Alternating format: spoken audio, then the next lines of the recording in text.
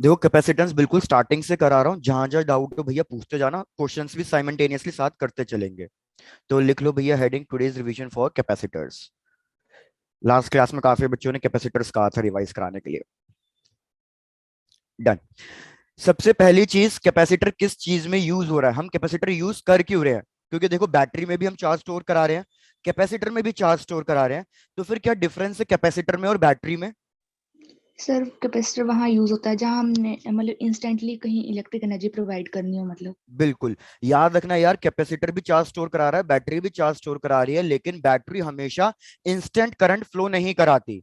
जैसे for example आपने घर में नोटिस किया होगा, अगर फैन में कैपेसिटर खराब हो जाता है तो फिर फैन हमारा स्लो चलता है, क्योंकि उसको इंस्टेंट करंट प्रोवाइड नहीं हो रहा है। वेरस कैपेसिटर क्या करता है, हमेशा इंस्टेंट करंट प्रोवाइड करता है। तो हम कह रहे हैं कि यार कोई भी एक कंडक्टर है, इस पे हम चार्ज स्टोर कर रहे हैं ताकि हम इलेक्ट्रिक फील्ड एनर्जी स्टोर कर सके।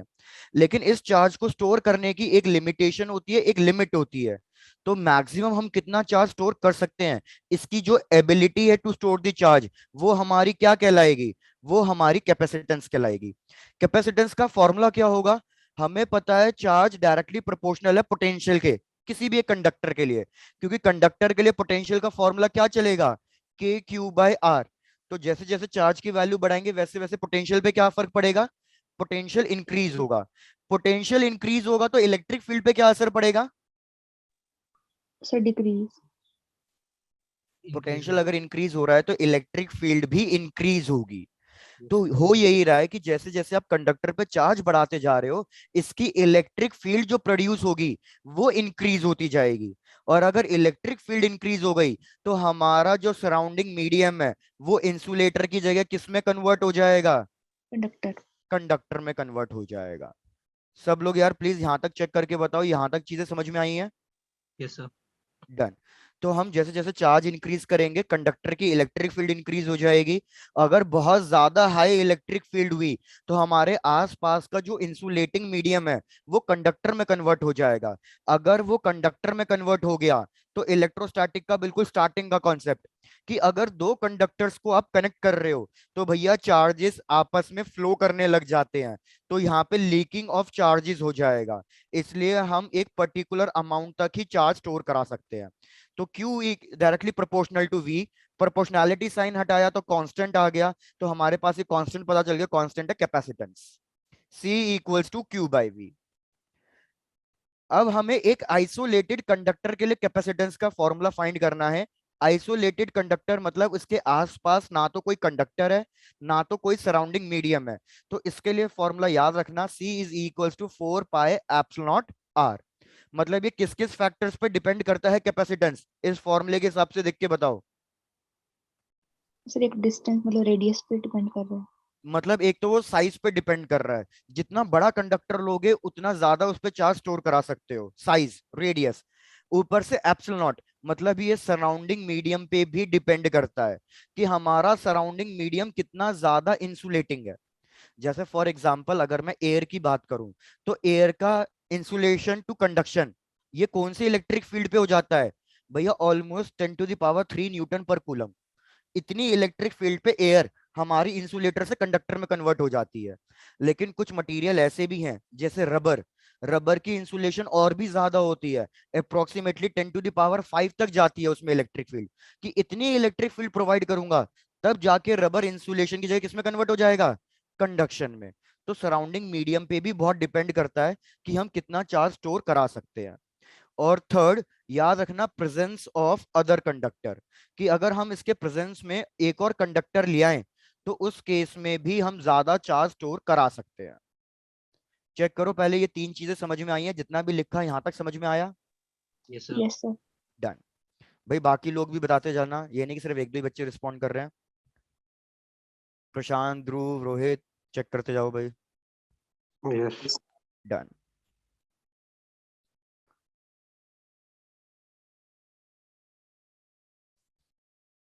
Done sir.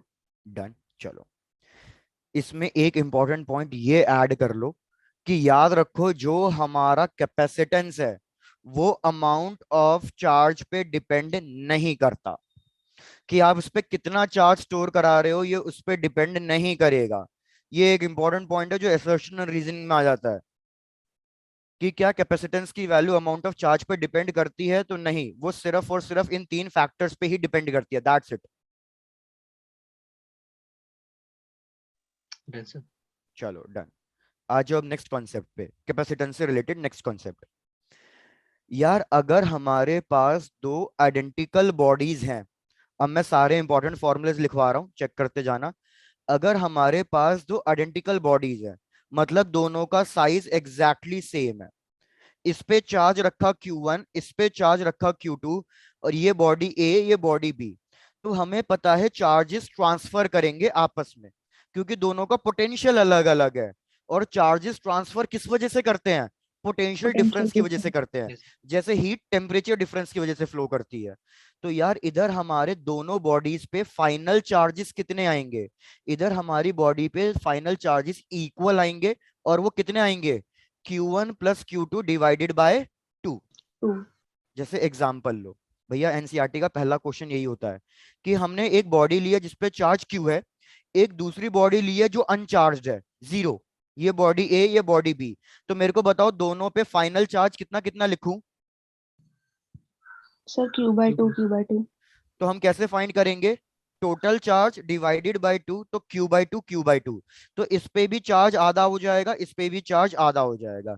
लेकिन ये तो बात सिर्फ आइडेंटिकल बॉडीज की हो रही है, लेकिन अगर हमारे पास बॉडीज नॉन आइडेंटिकल हैं, तो अब क्या करना पड़ेगा? तो भैया जब बॉडीज नॉन आइडेंटिकल होती हैं, तो फिर हमारा जो चार्ज डिवाइड होता है वो उसके कैपेसिटेंस के बेसिस पे डिवाइड होता है। ध्यान दो भैया, मैं कह रहा हूं इसका रेडियस है R1, इसका रेडियस है R2, इसका कैपेसिटेंस C1, इसका कैपेसिटेंस C2, इसका पोटेंशियल V1, इसका पोटेंशियल V2। तो चार्ज कब तक ट्रांसफर करेगा? जब तक दोनों का पोटेंशियल सेम ना हो जाए, कॉमन पोटेंशियल ना हो जाए, V और V। तो भैया कॉमन पोटेंशियल का सबसे पहले फॉर्मूला लिखो। कॉमन पोटेंशियल का, कॉमन पोटेंशियल का फॉर्मूला होता है total charge divided by total capacitance. Total charge कितना है initially? Q1 plus Q2। Total capacitance कितना है? टोटल कैपेसिटेंस होगा C1 plus C2। Total charge Q1 plus Q2 को हम ये भी लिख सकते हैं C1 V1 plus C2 V2 divided by total capacitance, that is C1 plus C2। भैया इनमें से कोई सा भी फॉर्मूला यूज करने को आ सकता है, टोटल चार्ज या Q1 plus Q2 divided by total capacitance, या C1 V1 plus C2 V2 divided by C1 plus C2। याद रखना कोई सा भी फॉर्मूला यूज करने को मिल सकता है आपको कॉमन पोटेंशियल फाइंड करने के लिए।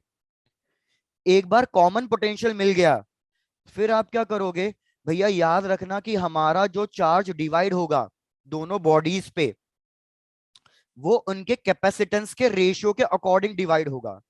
आइसोलेटेड कैपेसिटेंस का फॉर्मूला क्या है? 4 पाई एप्सिलॉन नॉट आर। तो मतलब हमें पता चल गया कि 4 पाई एप्सिलॉन नॉट कैंसिल हो जाएगा, तो ये सिर्फ और सिर्फ किसके टर्म्स में डिवाइड होगा? रेडियस के टर्म्स में डिवाइड होगा। तो मैं फाइनल फॉर्मूला ये लिख सकता हूं, भैया सब लोग प्लीज चेक करते रहना कहीं पे भी डाउट हो। Q into R1 divided by R1 plus R2। Similarly Q2 dash is equals to Q, मतलब total charge, into R2 divided by R1 plus R2। जब भी मैं आपसे किसी भी बॉडी पे टोटल चार्ज मतलब फाइनल चार्ज पूछूंगा नॉन आइडेंटिकल के लिए, तो आप भैया ये वाला फॉर्मूला यूज करोगे। चेक करते जाओ, कोई डाउट है यहां तक तो पूछो। No, sir. Done. No sir. बढ़िया, यहां तक पहले नोट डाउन कर लो आराम से। एक और फॉर्मूला फिर क्वेश्चन करते हैं। So next slide. नेक्स्ट, ये लो।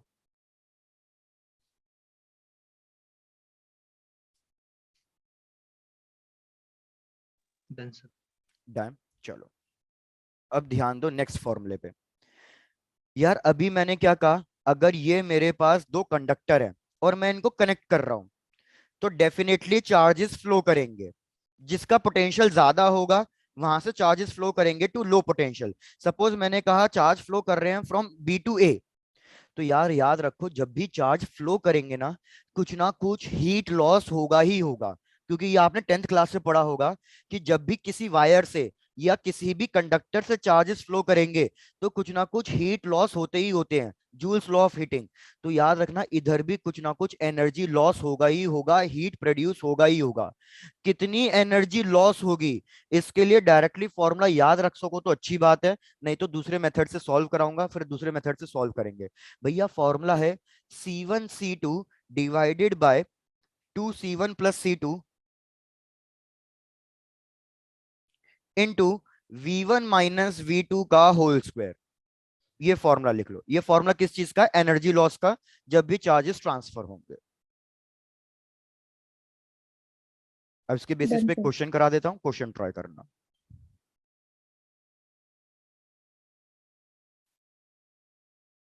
दीक्षा आपको क्लियर है?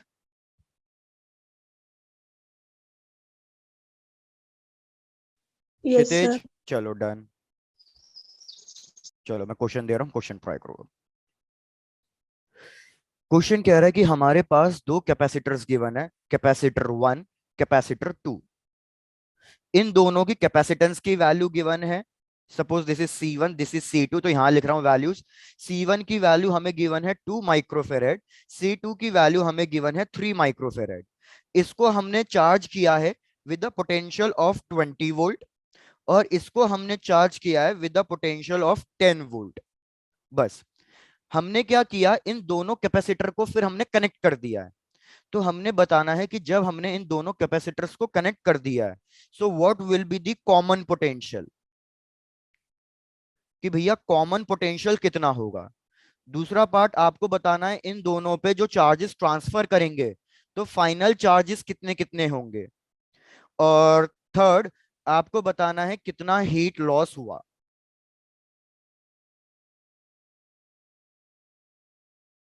क्वेश्चन रिपीट, हमें कैपेसिटेंस की वैल्यू गिवन है, V1 की वैल्यू गिवन है, कैपेसिटेंस 2 की वैल्यू गिवन है, V2 की वैल्यू गिवन है। मेरे को सबसे पहले फाइंड करना है कॉमन पोटेंशियल। उसके बाद मेरे को फाइंड करना है दोनों पे जो चार्जेस ट्रांसफर हुए हैं तो फाइनल चार्जेस कितने कितने आए हैं। और लास्ट कनेक्ट किया है तो हीट लॉस होगा चार्ज ट्रांसफर करने की वजह से, तो कितना हीट लॉस आया होगा।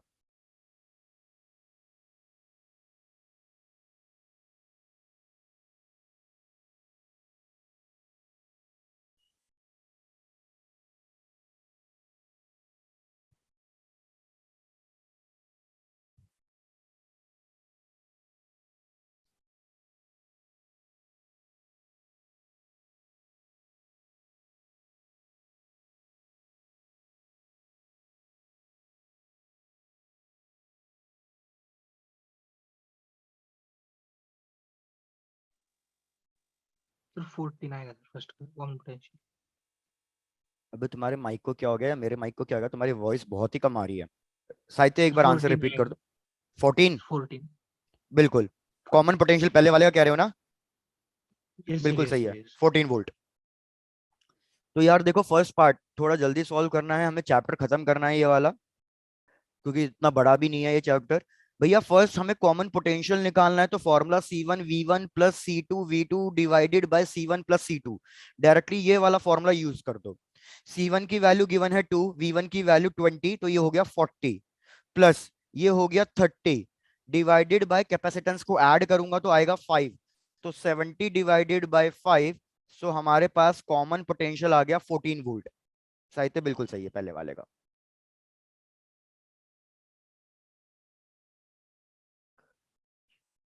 भाई सेकंड वाले पार्ट के लिए फाइनल चार्जेस निकालना है, Q1 डैश, तो C1 into final potential. Q2 dash निकालना है तो C2, कैपेसिटेंस थोड़ी चेंज हुआ है, पोटेंशियल चेंज हुआ है, कॉमन पोटेंशियल आ गया। C1 की वैल्यू पता है, कॉमन पोटेंशियल की वैल्यू पता है, कैलकुलेट कर लो। सर 28। वेरी गुड, पहले वाले पे 28 आ गया, 28 माइक्रोकूलम्स, क्योंकि ये माइक्रोफेरेड में है। फिर इसके लिए 42। 42। सेकेंड पार्ट भी हो गया। थर्ड पार्ट के लिए डायरेक्टली अपना फॉर्मूला यूज कर लो, जो भी मैंने पीछे हीट लॉस का फॉर्मूला लिखवाया हुआ है आपको। C1C2 divided by 2 into C1 plus C2, जो भी पोटेंशियल छोटा बड़ा हो दोनों का सब्ट्रैक्शन का स्क्वायर।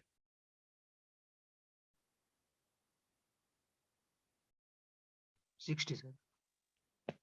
बिल्कुल, तो अगर मैं कैलकुलेट करूं तो यार हमारे पास आ जाएगा हीट लॉस या एनर्जी लॉस।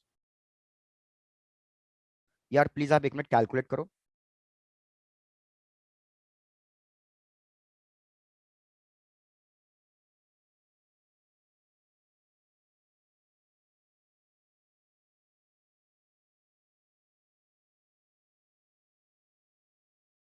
Sir 6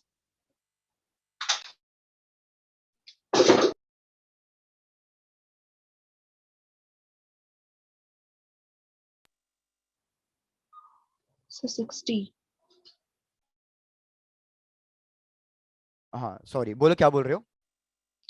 sir 60 60? बिल्कुल 60 कैसे आ रहा है, एक मिनट मेरे को चेक करें तो मैंने कहाँ गलती करी। सर अच्छा सॉरी, मैंने नीचे टोटल ऐड कर 10 दिया। That is 10, yes answer is 60।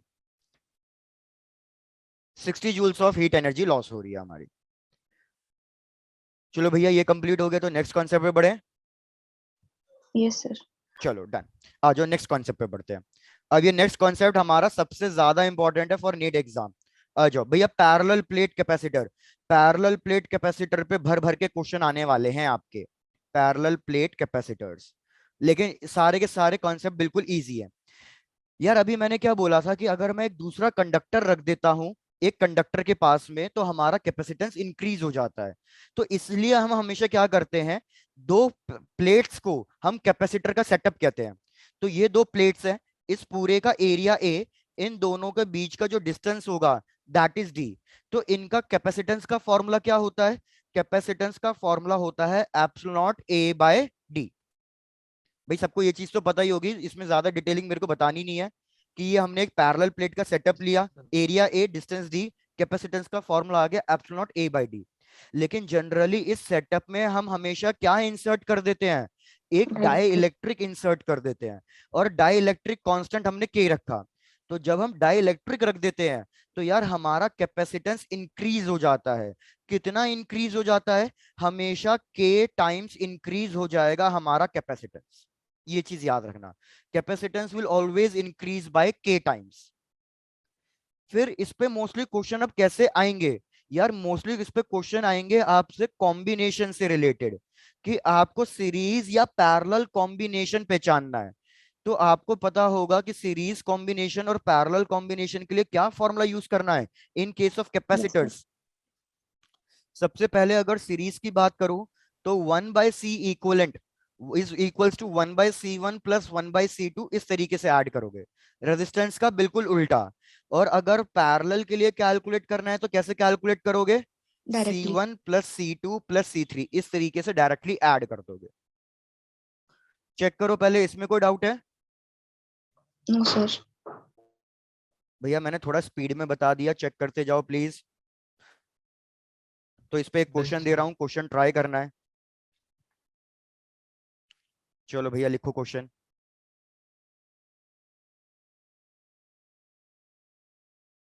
ये आया हुआ क्वेश्चन है कि यार ये हमने कैपेसिटर प्लेट्स ली है। मैंने डायग्राम को हॉरिजॉन्टल ड्रॉ कर दिया है वर्टिकल की जगह, लेकिन कंफ्यूजन मत रखना, सिंपल है बिल्कुल। ये हमारी कैपेसिटर प्लेट्स हैं, एक को हमने रखा पॉइंट ए से, positive terminal of the battery, एक को कनेक्ट कर दिया negative terminal of the battery से। और सिर्फ इतने पार्ट में हमने एक डाई इलेक्ट्रिक इंसर्ट कर दिया है। इसने कितना डिस्टेंस ऑक्यूपाई किया? इसने डिस्टेंस d/2 ऑक्यूपाई किया हुआ है। एरिया कितना ऑक्यूपाई किया हुआ है? a/2। और इस डाइलेक्ट्रिक की वैल्यू हमें गिवन है 2। क्वेश्चन क्या बोल रहा है कैलकुलेट करने के लिए? C equivalent between A B. चलो आप मेरे को बस सिंप्लीफाई डायग्राम बता दो, स्टेप्स बता दो, फाइनल आंसर कैलकुलेट करने की जरूरत नहीं है अभी। ट्राई टू कैलकुलेट, चलो जल्दी।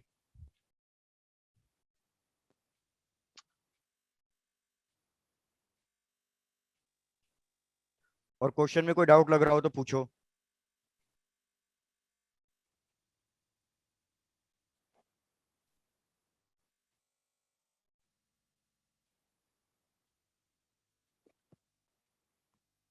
To epsilon naught A by D. Final answer कितना आ रहा है Sahitya? Two epsilon naught A by D. नहीं, गलत है। यार याद रखो, इसको आप कैसे सॉल्व करोगे। इसको सबसे पहले आप सीरीज और पैरेलल कॉम्बिनेशन में ब्रेक डाउन करोगे। तो यार क्या करो, यहां से इस कैपेसिटर को ब्रेक डाउन कर दो। तो ये हमारा एक कैपेसिटर बन जाएगा, आधा कैपेसिटर बेसिकली। देखो यहाँ कुछ डायग्राम ऐसा बनेगा कि ये हमारे पास एक एक मिनट रुको यार, स्क्रीन हैंग हो गई।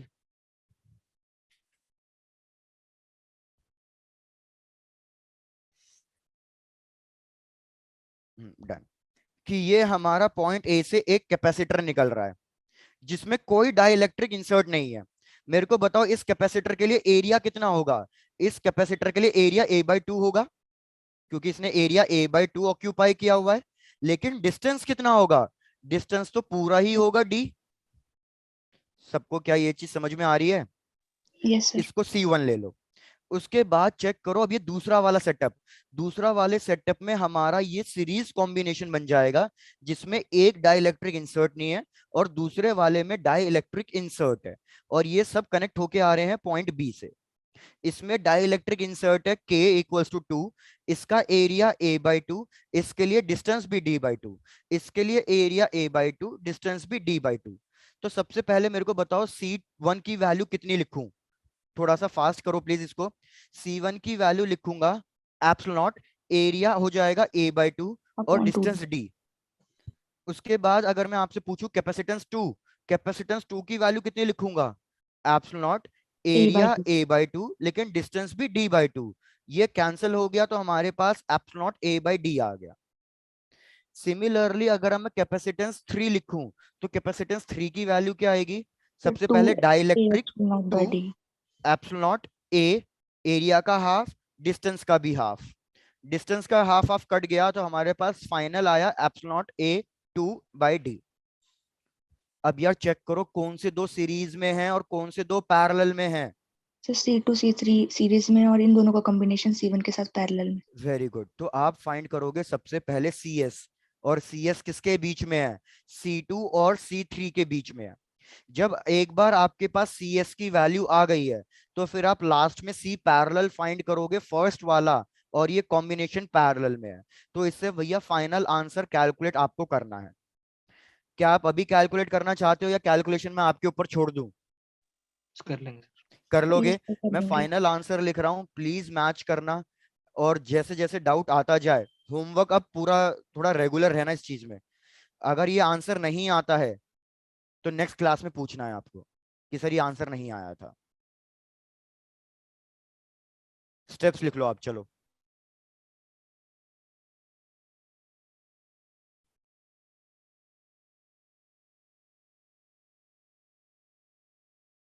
Done sir. डन। एक और क्वेश्चन दे रहा हूं होमवर्क के लिए, उसको चेक करना। This is another question for homework. Answer next class में डिस्कस होगा इसका भी। इसको वर्टिकल कर देते हैं, चलो। ये हमारे पास एक कैपेसिटर A एंड B,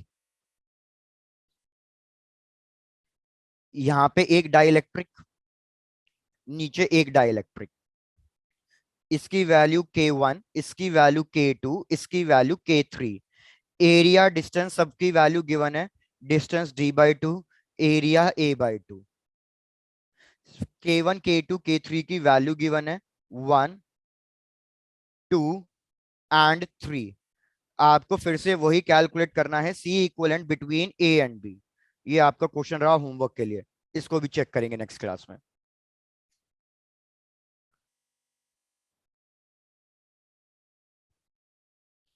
जैसे क्वेश्चन नोट डाउन हो जाए बता देना, फिर नेक्स्ट कॉन्सेप्ट पे आते हैं। Done sir. तो डन, प्रीवियस चलो। स्लाइड से होना। प्रीवियस स्लाइड ये लो।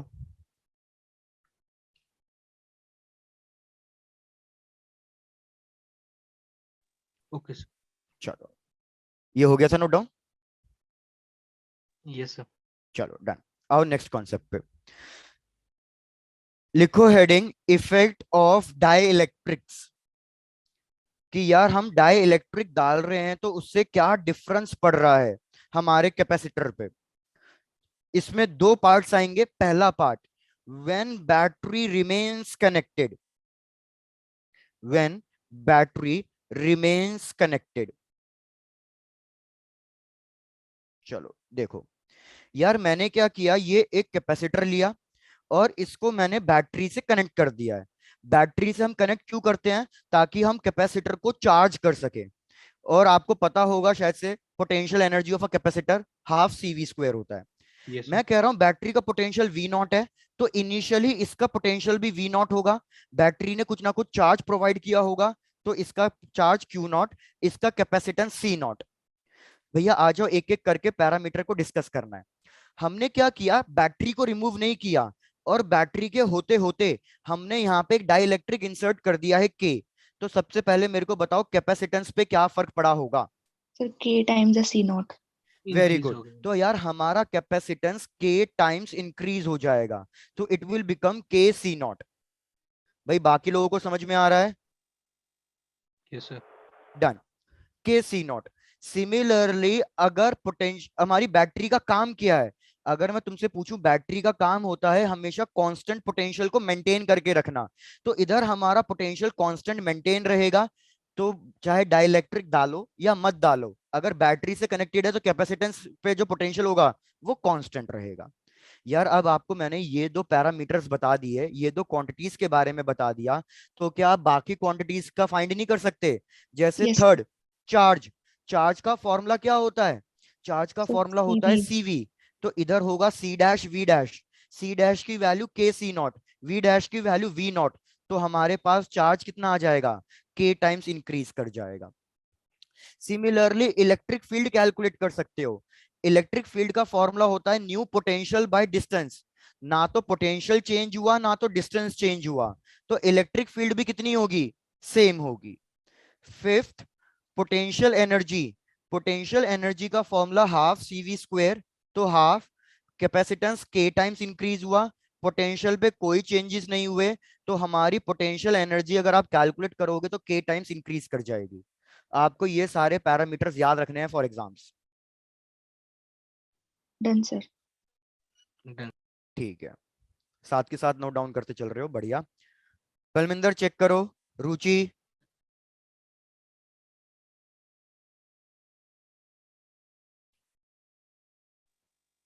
Clear sir. क्लियर है, चलो डन। सेकंड वाला आ जाओ। सेकंड वाला is when battery is disconnected.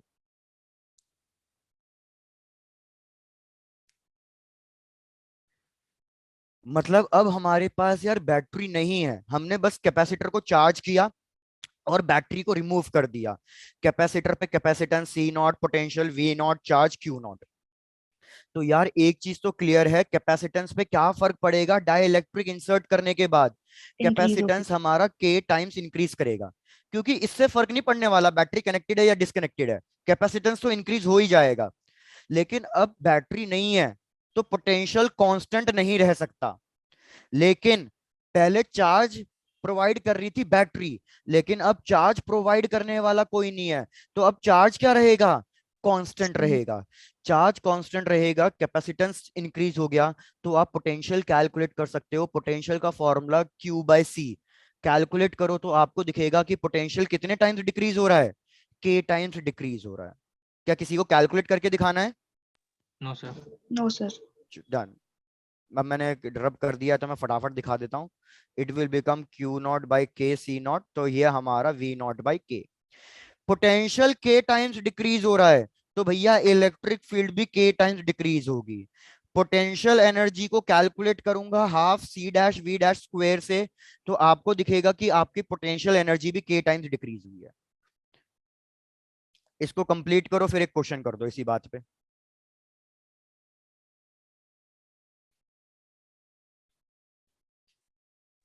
Done sir. Done. चलो फिर क्वेश्चन देता हूं, और साथ साथ थोड़ा सॉल्व करेंगे जल्दी जल्दी से। भाई बाकी सबका भी हो गया? कर्णिका, प्रशांत, महक? डन चलो यस सर। बढ़िया, आ जाओ क्वेश्चन पे।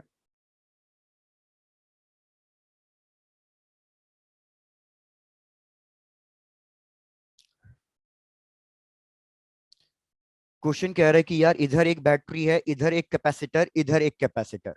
तो ये बैटरी मैंने ले ली, इसका वोल्टेज V ही है। यहाँ पे एक कैपेसिटर है, कैपेसिटर A। यहाँ पे एक कैपेसिटर है, कैपेसिटर B। इनिशियली क्या है, यहाँ पे एक स्विच दे रखा है और ये स्विच क्लोज्ड है। पहले ये स्विच क्लोज्ड है, स्विच क्लोज्ड है, तो हमें पता है ये दोनों कैपेसिटर किस में कनेक्टेड हो गए हैं, सीरीज में या पैरेलल में? पैरेलल। वेरी गुड, ये दोनों पैरेलल में कनेक्टेड हो गए हैं। क्वेश्चन ने कहा है कि भैया दोनों का कैपेसिटेंस सेम है, आइडेंटिकल कैपेसिटर्स हैं, दोनों का कैपेसिटेंस सेम है। इनिशियली हमने क्या कर दिया, इनिशियली स्विच हमारा क्लोज्ड है, इनिशियली एस इज क्लोज्ड, तो भैया ये दोनों कैपेसिटर पूरे के पूरे चार्ज हो गए हैं, कैपेसिटर्स आर फुल्ली चार्ज। तो एक बार बताओ, अगर कैपेसिटर पूरे के पूरे चार्ज हो गए हैं तो इस पे पोटेंशियल कितना होगा ए पे? भाई जल्दी बताओ, ए पे पोटेंशियल कितना होगा? कह सकता हूं ए पे पोटेंशियल वी होगा, बिकॉज पैरेलल में पोटेंशियल सेम हो जाता है। Yes sir. यार इसमें कॉन्फिडेंस नहीं दिखा मेरे को। नो सर, क्लियर है। क्लियर है। सिमिलरली बी पे पोटेंशियल कितना होगा इनिशियली, इस पे भी V। वी ही होगा। V। डन। अब क्वेश्चन क्या कह रहा है, यहां तक तो इंफॉर्मेशन क्वेश्चन में गिवन है। अब क्वेश्चन कह रहा है now this switch is open, कि भैया अब हमने स्विच को ओपन कर दिया। अगर मैंने स्विच को ओपन कर दिया तो आपको पता चल जाएगा कैपेसिटर ए बैटरी से अभी भी कनेक्टेड है, वेरस कैपेसिटर बी अब बैटरी से कनेक्टेड नहीं है। इसके बाद हमने यहाँ पे एक डाई इलेक्ट्रिक इंसर्ट कर दिया दोनों में, और हमें डाई इलेक्ट्रिक की वैल्यू गिवन है कि डाई इलेक्ट्रिक हमने इंसर्ट किया है और वैल्यू 3, दोनों में डाई इलेक्ट्रिक इंसर्ट कर दिया।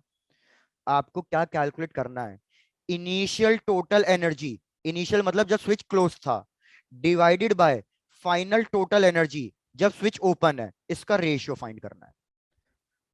सॉल्व तो मैं ही करा रहा हूं, बस आप प्लीज इतना चेक कर लो कि आपको क्वेश्चन समझ में आया या क्वेश्चन भी समझ में नहीं आया। सर क्वेश्चन आ गया। क्वेश्चन आ गया है, डन। तो आओ साथ में सॉल्व करते हैं, चेक करते हैं। सबसे पहले स्विच क्लोज्ड है, स्विच क्लोज्ड है और मैंने डाइलेक्ट्रिक इंसर्ट नहीं किया है।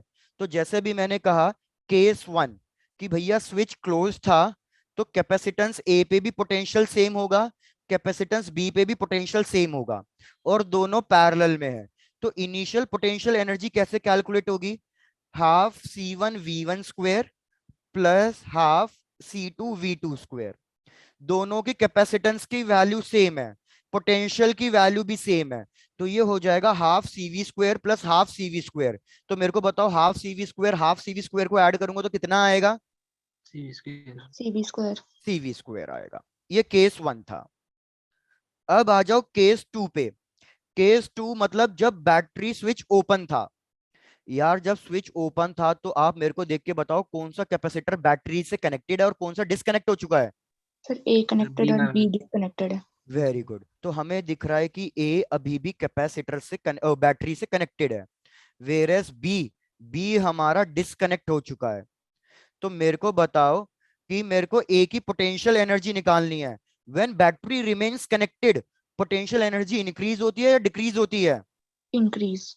इंक्रीज। तो आपको ये देखो याद रखना है, when battery remains connected potential energy के टाइम्स इंक्रीज हो जाती है। तो आप यहाँ पे लिखोगे के की वैल्यू कितनी गिवन है, 3, और हाफ C इंटू वी का स्क्वायर। तो ये तो हो गया हमारे पास 3/2 CV स्क्वायर। अब निकालते हैं बी की। यार बी की आपको पता है पोटेंशियल एनर्जी डिक्रीज हो जाती है के टाइम्स, तो half CV square, potential energy को कितने से डिक्रीज कर दूं, 3 से, डाइलेक्ट्रिक टाइम से डिक्रीज कर देता हूं। तो ये हमारे पास आ जाएगा 1/6 CV स्क्वायर। यार इन दोनों को ऐड करो और मेरे को बताओ फाइनल पोटेंशियल एनर्जी कितनी आ रही है। चलो इन दोनों को ऐड करो। 10/6 CV स्क्वायर। 10/6, एक मिनट मेरे को चेक करना दो, इसका आंसर से 633, yes very good, 10/6 CV square. आपके पास इनिशियल आ गई फाइनल आ गई, दोनों का रेशियो लिख दो, क्वेश्चन खत्म यार। इनिशियल आ गई फाइनल आ गई, दोनों का रेशियो ले दो। इनिशियल बाय फाइनल का रेशियो लेना है क्वेश्चन में, याद रखना। 6/10। 6/10 आएगा, 6/10 का मतलब कितना लिख दूं सिंप्लीफाई करके, 0.6। 3/5। सब एक बार स्टेप्स चेक करो, क्वेश्चन चेक कर लो भैया, अच्छा क्वेश्चन, बढ़िया question, simple question.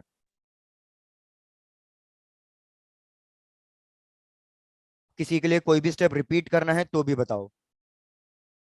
No No, sir. चलो डन। तो देखो ऐसा ही क्वेश्चन मिलेगा बस एग्जाम में। बाकी ये भी बता देता हूँ, मोस्टली इस वाले टॉपिक पे आपको न्यूमेरिकल नीट में नहीं मिलता, लेकिन फिर भी मैंने एक न्यूमेरिकल करा दिया है।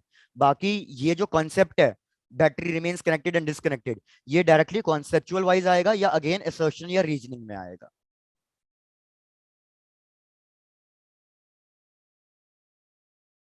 आ जाओ अब करते हैं नेक्स्ट कॉन्सेप्ट। ये हमारे 2-3 कॉन्सेप्ट हो गए, बस एक आधा ही कॉन्सेप्ट हार्डली बचा है, चैप्टर खत्म। भैया नेक्स्ट कॉन्सेप्ट लिख लो, parallel plate, problems involving parallel plates. ये मैंने रैंकर्स वाले बच्चों को कराया भी था, आपके लिए भी प्रैक्टिस हो जाएगा। Problem involving parallel plates.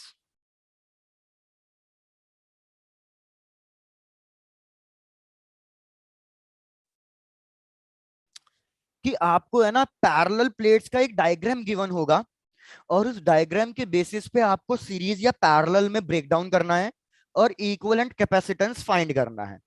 जैसे हमने एक क्वेश्चन किया था ये वाला, बाकी और भी क्वेश्चन करा दूंगा। ये वाला क्वेश्चन हम ट्राई कर लेते हैं पहले, कि यार इस तरीके से हमें डायग्राम गिवन है।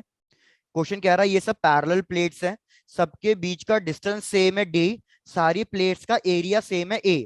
ये वाली प्लेट बैटरी के पॉजिटिव टर्मिनल से कनेक्टेड है और ये वाली प्लेट बैटरी के नेगेटिव टर्मिनल से कनेक्टेड है।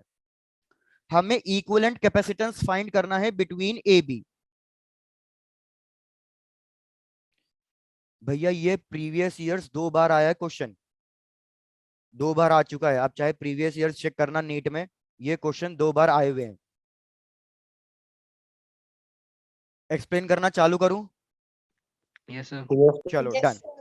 भैया सबसे पहला काम क्या है, थोड़ा सा डिफिकल्ट है ये, मतलब चेक करना, समझ में आना चाहिए। सबसे पहले भैया प्लेट की नंबरिंग कर दो, 1 2 3 4 1 2 3 4, इस तरीके से मैंने प्लेट की नंबरिंग कर दी। अब आप चेक करो कौन सी प्लेट कौन से पॉइंट से निकल के आ रही है और कौन सी प्लेट 2 बार पैरेलल प्लेट कैपेसिटर बना रही है। तो अगर आप चेक करो प्लेट नंबर 2, ये 1 के साथ भी पैरेलल प्लेट बना रही है और नीचे 3 के साथ भी पैरेलल प्लेट बना रही है ना?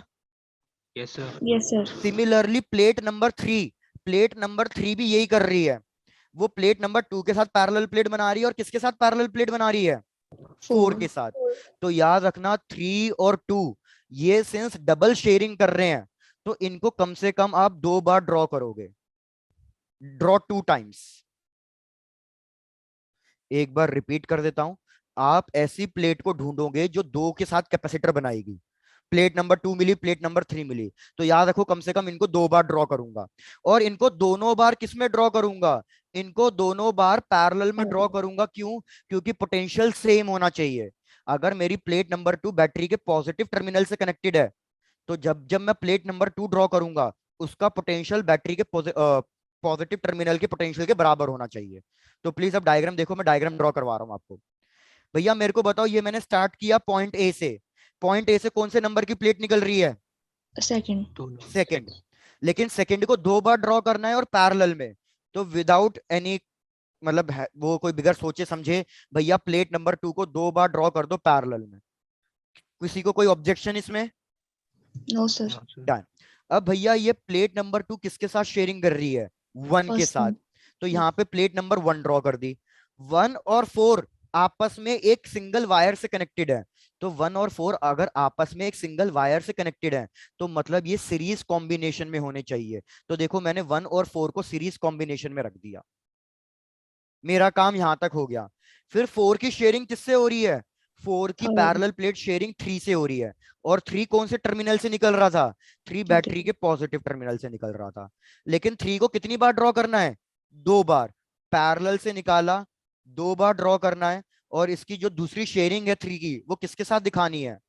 2 के साथ दिखानी है। किस किस के लिए अब ये डायग्राम रिपीट करना है, चेक करके बताओ।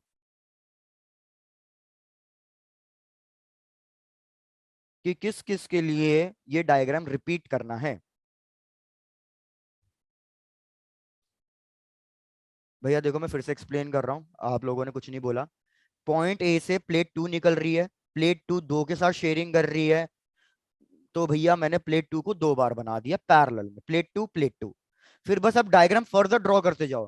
प्लेट 2 की शेयरिंग 1 के साथ, तो मैंने प्लेट 1 ड्रॉ कर दी। 1 और 4 सीरीज में कनेक्टेड, 1 और 4 सीरीज में कनेक्टेड।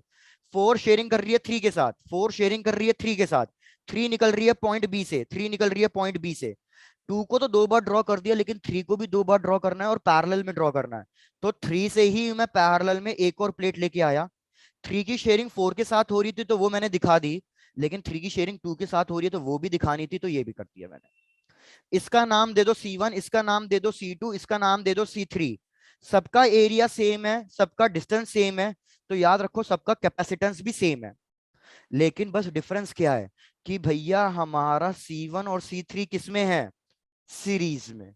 जब C2 जब C1 C2 सीरीज में फाइंड कर लोगे तो फिर उसके बाद भैया C3 और CS का पैरेलल कॉम्बिनेशन फाइंड करके फाइनल आंसर दे दोगे। बस आप डायग्राम तक ड्रॉ करके छोड़ दो, कैलकुलेशन आपकी होमवर्क के लिए ही है।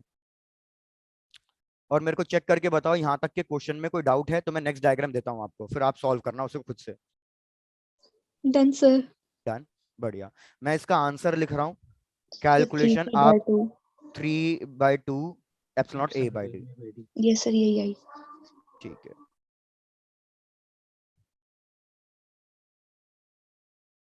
Done sir. डन। चलो नेक्स्ट क्वेश्चन दे रहा हूँ। नेक्स्ट क्वेश्चन में डायग्राम ब्रेक डाउन करना। और भैया ये तो मैंने ऐसे रैंकर्स वालों को एज अ होमवर्क भी दिया था, तो चेक कर लो।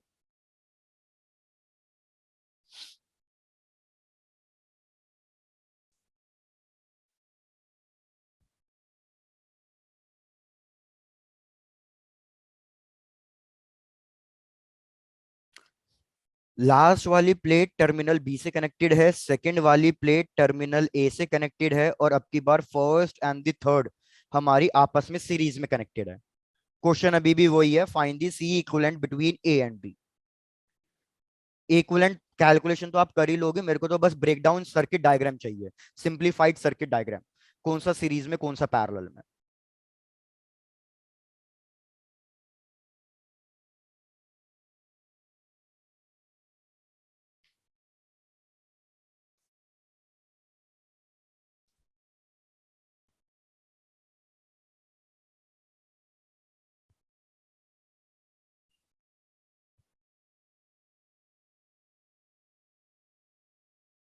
Done sir. Done, good. Done sir. Yes. चलो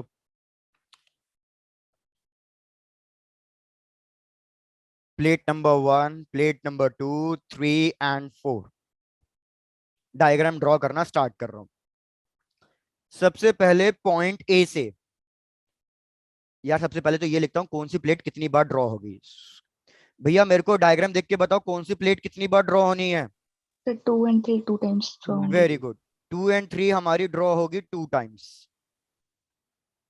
क्योंकि यही डबल शेयरिंग करके बैठी हैं, 1 के साथ, 3 के साथ भी 3, 2 के साथ भी, 4 के साथ भी। तो डायग्राम स्टार्ट किया मैंने पॉइंट ए से, हमेशा पॉइंट ए से ही स्टार्ट होगा।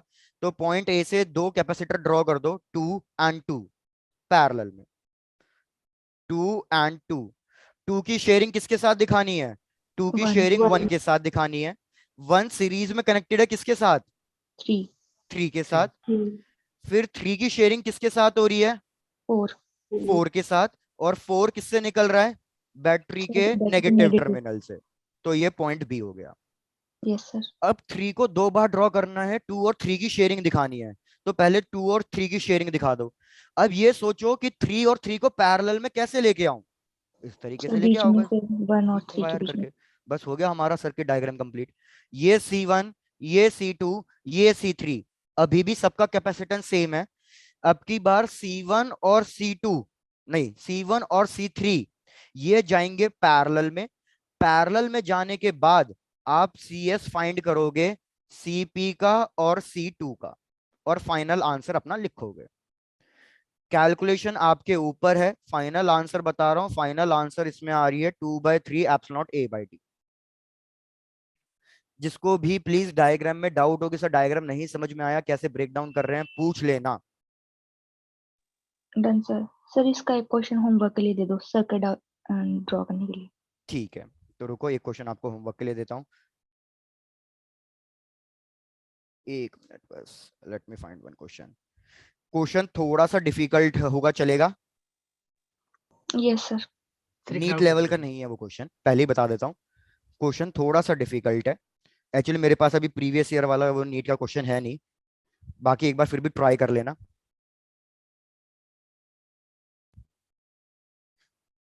बाकी एक बार मैं आपको ग्रुप पे भी सेंड करा दूंगा जो प्रीवियस ईयर नीट में आए थे 2 क्वेश्चन।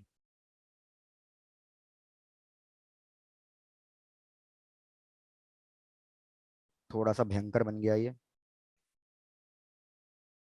1 2 3 4 एंड 5।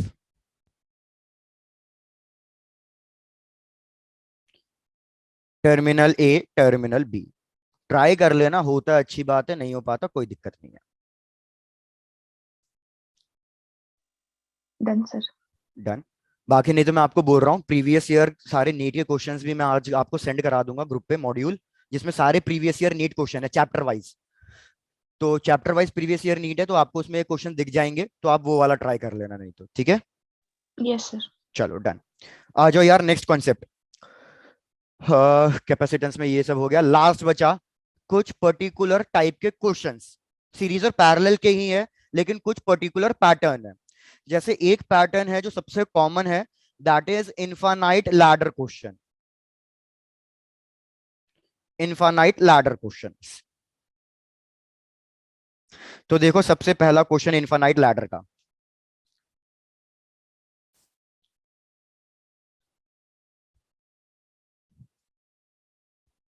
फिर एक आपको कराऊंगा जीपी सीरीज वाला, फिर एक जीपी सीरीज वाला करेंगे।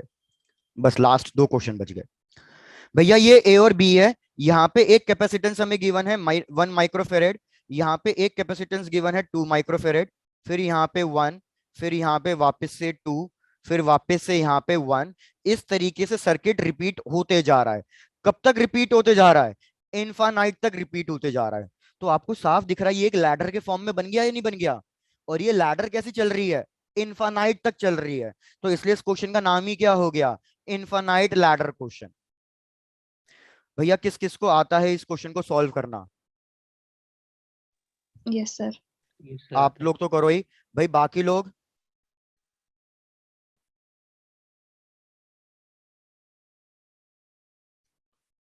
रोहित आपको आता है? निशांत?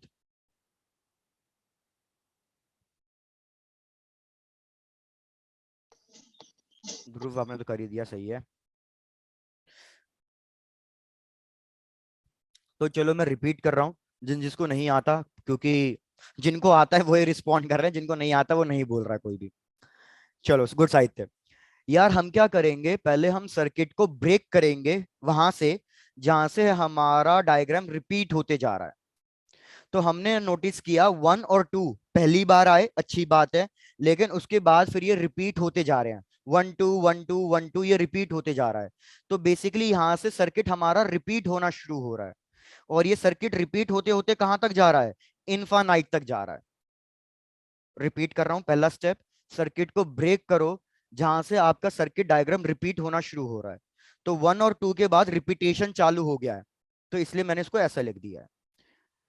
उसके बाद आप क्या करोगे यार, ये जो राइट साइड है जो मैंने ब्रेक कर दिया, ये राइट साइड में अगर आप नोटिस करो मेरे सारे कैपेसिटर इनफाइनाइट है।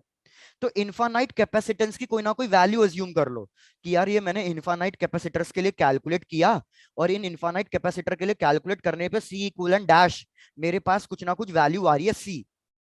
तो अब हमारा फाइनल सर्किट डायग्राम कैसे ब्रेक होगा ये? अब फाइनल सर्किट डायग्राम ये कुछ ऐसा बनेगा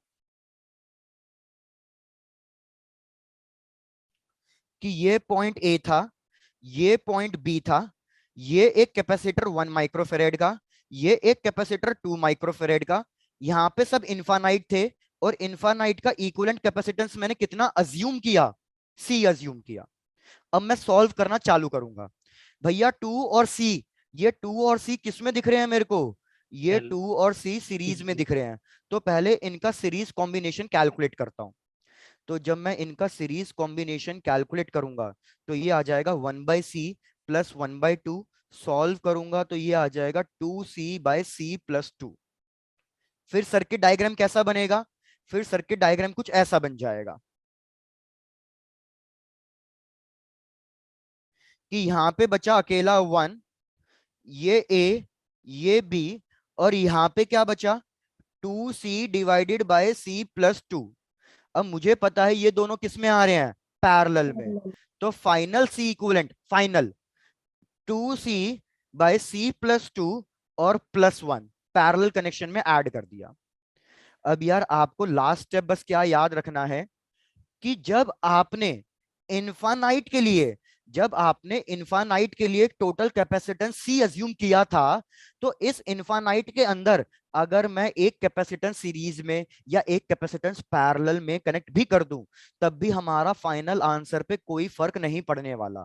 फाइनल आंसर अभी भी क्या रहेगा? C ही रहेगा। रिपीट कर रहा हूं, बस सबको इसी स्टेप में डाउट होता है। मैं कह रहा हूं जब मैंने इनफाइनाइट के लिए मैंने 10,000 कैपेसिटेंस के लिए कैपेसिटेंस फाइंड किया, 10,000 कैपेसिटर्स के लिए वैल्यू आई है C, तो 10,000 के अंदर अगर मैं एक कैपेसिटेंस ऐड भी कर दूं या सब्ट्रैक्ट भी कर दूं, तो 10,000 की वैल्यू पे कोई फर्क नहीं पड़ेगा। वो टोटल वैल्यू क्या रहेगी? C ही रहेगी। आपको इसको सिंप्लीफाई करना है, क्वाड्रेटिक इक्वेशन बनानी है। तो एक बार साहित्य बताओ जरा, क्वाड्रेटिक इक्वेशन क्या बनी थी? या तन्वी आप बताओ। Sir C square C square minus 2C minus 2 is equal to 0. Very good, ये क्वाड्रेटिक इक्वेशन बनी है। स्प्लिटिंग द मिडल टर्म करोगे, सबको C आता minus है, 2 बचपन से पढ़ रहे हैं। एक plus 2. आएगा C-2, एक आएगा C+1। इसको सॉल्व करूंगा तो C इक्वल्स टू +2, इसको सॉल्व करूंगा तो C इक्वल्स टू -1। कैपेसिटेंस कभी भी नेगेटिव में हो नहीं सकता, तो कैपेसिटेंस की वैल्यू कितनी आएगी? +2 आएगी। Done sir. डन।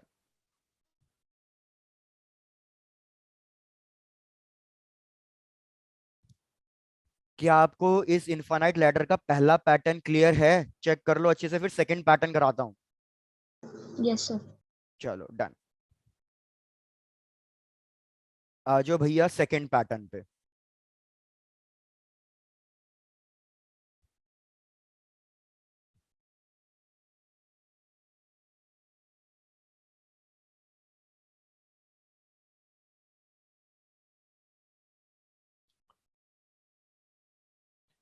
क्वेश्चन कह रहा है कि हमने क्या किया, पहले वाले में एक कैपेसिटर ऐड किया। कैपेसिटर सबकी वैल्यू सेम है, याद रखना, सारे आइडेंटिकल कैपेसिटर है। पहले में एक ही कैपेसिटर ऐड किया, कितना वाला? 1 माइक्रोफेरेड। दूसरे में हम दो कैपेसिटर्स कनेक्ट कर रहे हैं, 1 और 1 वाले। उसके बाद हम नेक्स्ट वाले में 4 कैपेसिटर्स कनेक्ट कर रहे हैं। फिर उसके नेक्स्ट में हम कनेक्ट कर रहे हैं 8 कैपेसिटर्स। इस तरीके से इमेजिन कर लेना, 8। फिर नेक्स्ट वाले में हम कितने कनेक्ट कर रहे हैं? नेक्स्ट वाले में 16। फिर नेक्स्ट वाले में कितने कनेक्ट कर रहे हैं? नेक्स्ट वाले में 32। इस टाइप से बढ़ते जा रहा है। और ये कहां तक चलते जा रहा है? इनफाइनाइट तक चलते जा रहा है। आपको C इक्विवेलेंट फाइंड करना है बिटवीन ए बी। पहले क्वेश्चन चेक करो, क्वेश्चन समझ में आ गया? Yes, sir. चलो डन। सॉल्व कराता हूं, चेक करना। सबसे पहले फर्स्ट ब्रांच का इक्विवेलेंट कैपेसिटेंस बताओ। फर्स्ट ब्रांच में तो एक ही कैपेसिटर है, तो इक्विवेलेंट कैपेसिटेंस कितना आएगा? 1 microfarad. अब ऐसे ही सिमिलरली मेरे को सेकंड ब्रांच का बताओ। सेकंड ब्रांच का कितना लिखूं? भैया ये भी 1, ये भी 1, ये सीरीज में है। कैलकुलेट करोगे तो कितना आएगा? 1/2 आएगा। थर्ड ब्रांच का कैलकुलेट करोगे, थर्ड ब्रांच में 4 हैं, तो 1/1 + 1/1 + 1/1 + 1/1, 1/4 आएगा। सिमिलरली नेक्स्ट वाले का बता दो, लास्ट बस। Sir, अगर 16 है तो 1/8 है ना नेक्स्ट वाले में, तो 1/8। 1/8 है। अब Yes, चेक sir. करो आपको क्या कॉमन दिख रहा है सब में, कि मैं फर्स्ट टर्म में क्या मल्टीप्लाई करूं जिससे सेकंड टर्म मिले, सेकंड टर्म में क्या मल्टीप्लाई करूं जिससे थर्ड टर्म मिल जाए। 1/2. तो उस चीज को हम कहते हैं common ratio. Common ratio, common ratio क्या आ रहा है? 1/2, और इसको हम डिनोट करते हैं स्मॉल r से। प्लीज चेक करके बताओ, इसमें कोई डाउट है क्या? No, sir. याद रखो, जब भी हम कोई कॉमन टर्म मल्टीप्लाई या ऐड करके आएगा, तो इस टाइप के प्रोग्रेशन को हम क्या कहते हैं? इस टाइप की सीरीज को हम क्या कहते हैं? Geometric progression, GP. GP. Very good. अगर ऐड या सब्ट्रैक्ट करके आता तो उस प्रोग्रेशन को हम क्या कहते हैं? Arithmetic progression. एपी। इधर मल्टीप्लाई या डिवाइड करके आ रहा है, तो इसलिए हम इसको क्या कहेंगे? जीपी। जीपी। यार मेरे को ऐसा लगा नहीं क्लियर है क्या? Clear Sir, sir. clear clear है. है, डन। तो यार याद रखो, sum of GP series, sum of infinite GP series का एक फॉर्मूला होता है। आपको ये फॉर्मूला याद रखना है, बिकॉज इस पे एक क्वेश्चन आ ही जाता है आपका जीपी सीरीज की नॉलेज चेक करने के लिए। फॉर्मूला होता है a डिवाइडेड बाय 1 - r। ए क्या है? ए है फर्स्ट टर्म, जो भी मेरा फर्स्ट टर्म आया। आर क्या है, अभी मैंने आपको बता ही दिया था, आर है कॉमन रेशियो। तो मैं देखो कैलकुलेट कर रहा हूं, सम कितना आएगा, पहला टर्म कितना था 1, सी इक्वलेंट 1 तो 1 ही आया था, 1 माइनस sir. कॉमन रेशियो कितना है हाफ। प्लीज जरा इस वैल्यू को कैलकुलेट करके बताओ और मेरे को बताओ फाइनल सी इक्वलेंट कितना लिखूं। 2 सर। तो Two. 1 डिवाइडेड बाय हाफ, ऊपर आ जाएगा 2, तो 2. Final answer is 2 microfarad. Question खत्म। ये लो स्टेप्स नोट डाउन कर लो, कोई डाउट हो तो पूछ लो। ये सेकंड पैटर्न हो गया हमारा इनफाइनाइट लैडर क्वेश्चन का। Done sir. Done, done, sir. चलो भाई बहुत बढ़िया। आ जाओ एक नेक्स्ट क्वेश्चन पे।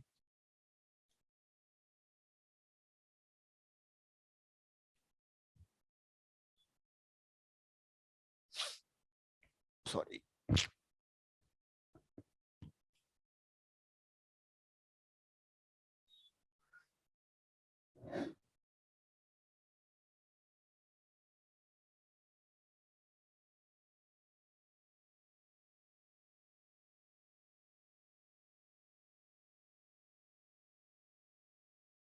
इस टाइप का क्वेश्चन बड़ा कॉमन है, ये सबको आता ही होगा, आना चाहिए, मतलब भैया इतना कर चुके हो। यहाँ पे एक कैपेसिटर, यहाँ पे एक कैपेसिटर, यहाँ पे एक कैपेसिटर, सबकी वैल्यू सेम है। Find the C equivalent between A B.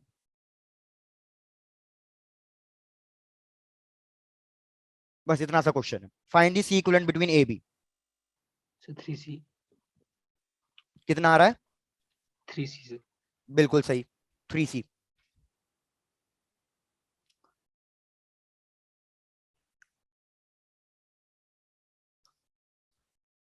देखो रिपीट कर देता हूँ, इस क्वेश्चन को कैसे सॉल्व करोगे यार, याद रखना, ये जो ऊपर वाली वायर है, इस पे ना तो कोई कैपेसिटेंस कनेक्टेड है, ना तो कोई रेजिस्टेंस। तो ये वाली वायर और ये वाली वायर क्या कहलाती है हमारी? परफेक्टली कंडक्टिंग वायर, जिसपे ना तो कोई कैपेसिटर हो ना तो कोई रेजिस्टेंस हो, perfectly conducting wire. Since perfectly conducting wire का रेजिस्टेंस 0 होता है, तो भैया डेल्टा वी कितना होगा? डेल्टा वी आई आर के से कैलकुलेट करूंगा तो वो भी 0 आएगा। मतलब अगर मैं इस पॉइंट को 1 अज्यूम कर रहा हूं और इस पॉइंट को 2 अज्यूम कर रहा हूं, तो डेल्टा वी 1 2 कितना आएगा? 0। Zero. तो इससे क्या कंक्लूड हुआ कि V1 और V2 पे पोटेंशियल कितना है? सेम है। और ऐसे पॉइंट्स को हम क्या कहते हैं? Equi potential Equipotential. Points. Similarly भैया ये पॉइंट 3 और 4 के साथ भी तो यही हो रहा है कि पॉइंट 3 पे और 4 पे पोटेंशियल सेम होगा, तो ये इक्वी पोटेंशियल पॉइंट्स कहलाएंगे। अब इक्वी पोटेंशियल पॉइंट्स को आप अपने कन्वीनियंस के अकॉर्डिंग ज्वाइन भी कर सकते हो, ब्रेक भी कर सकते हो। तो याद रखो 1 और 2 को ज्वाइन करना है। अब मैं डायग्राम समझा रहा हूं, देखो कैसे होगा। अज्यूम करो कि ये मेरे पास दो कैपेसिटर्स हैं, ये कैपेसिटर जो बीच में फंस रहा है 3 और 2 के बीच में, 3 और 2 के बीच का, और ये कैपेसिटर कौन सा है? ब्लैक वाला, 1 और 3 के बीच में। ये पॉइंट 2 है, ये पॉइंट 1 है। मेरे को बताओ, मेरे को 1 और 2 को ज्वाइन करना है, कैसे करूं उन दो पॉइंट्स को ज्वाइन? भैया 3 के अबाउट इसको अगर मैं फोल्ड करके ऐसे रख दूं, तो भैया मेरे पॉइंट 1 और 2 ज्वाइन हो गए। Yes, sir. 1 और 2 ज्वाइन हो गए, तो ये दोनों पेन एक दूसरे से स्ट्रेट लाइन में आ रहे हैं या एक के ऊपर एक आ रहे हैं? Sir, एक के ऊपर एक. एक के ऊपर एक आने का मतलब क्या है? सीरीज या पैरेलल? Parallel. Very good. तो भैया पहले दो कैपेसिटर ध्यान दे लो, मैं कैसे ड्रॉ कर रहा हूं। ये पॉइंट 3 था, 1 और 2 को मैंने ज्वाइन कर दिया, 1 और 2 को मैंने ज्वाइन कर दिया, तो मेरे इसके ऊपर ही एक कैपेसिटर आ गया। सेम चीज अब इसको यहां पे इमेजिन कर लो, ये 3 और 2 के बीच का था, ये 2 और 4 के बीच का है, मेरे को 4 और 3 को ज्वाइन करना है। तो फिर से इसको फोल्ड करूंगा ताकि अब 3 और 4 ज्वाइन हो जाए। तो फिर से क्या करना चाहिए मेरे को? फिर से एक और कैपेसिटर ड्रॉ करूंगा ताकि 3 और 4 क्या हो जाए? आपस में ज्वाइन हो जाए। अब बताओ ये सारे किस में आ गए? Parallel Parallel. में। तो सी इक्विवेलेंट कितना आएगा? C plus C plus C, final answer is 3C। भैया चेक करो क्वेश्चन क्लियर हुआ? Yes sir. Yes, sir. Done.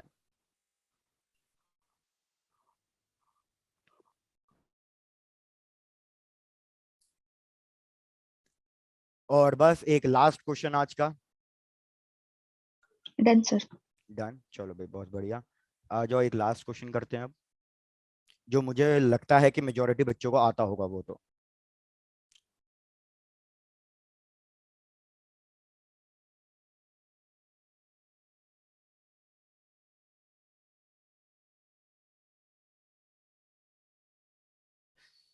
यार 1 मिनट, आप क्वेश्चन ड्रॉ करो, मैं साथ साथ ड्रॉ करो, 1 मिनट दो मेरे को।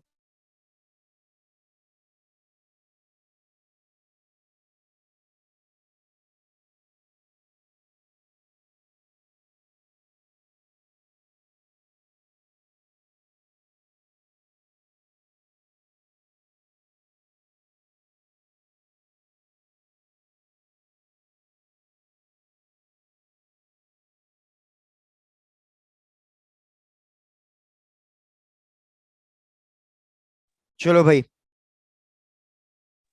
सर ये व्हीटस्टोन ब्रिज की फॉर्म में होगा। अरे वेरी गुड, बस यही चेक करना था, आपको मतलब पता है। भैया सबको ये डायग्राम बिल्कुल मतलब मेरे ख्याल से छप जाना चाहिए माइंड में, सबको पता है कि ये एक व्हीटस्टोन ब्रिज बन रहा है। बस आपको ये चेक करना है कि ये जो व्हीटस्टोन ब्रिज बन रहा है क्या ये बैलेंस है भी या नहीं।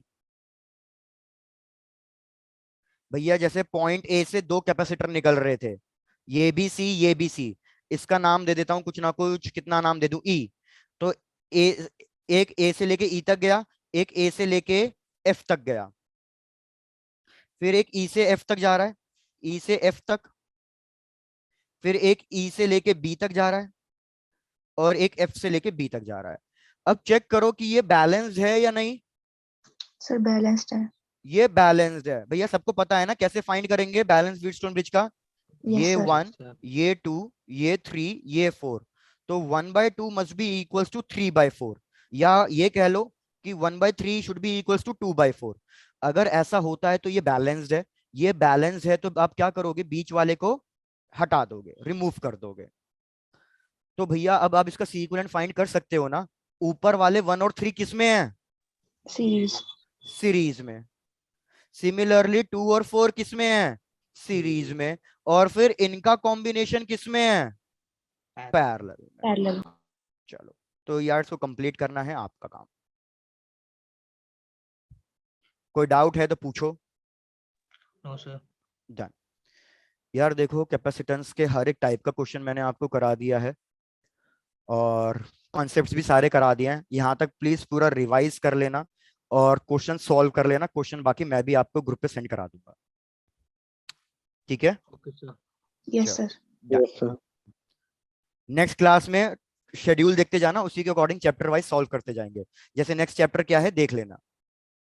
चलो यस। तो मिलते हैं नेक्स्ट क्लास में भैया। Tata, bye bye, take care and enjoy. Thank you sir. Thank you यार, Thank thank you you. So much.